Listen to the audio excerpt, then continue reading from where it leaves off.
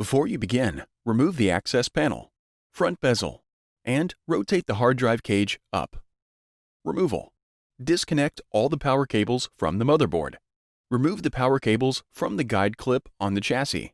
Remove the 3 Torx T15 screws that secure the power supply to the chassis.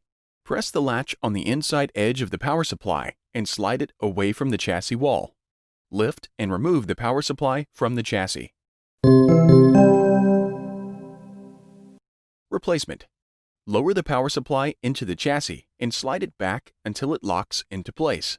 Replace the 3 Torx T15 screws that secure the power supply to the chassis. Replace the power cables into the guide clip on the chassis. Reconnect all the power cables to the motherboard.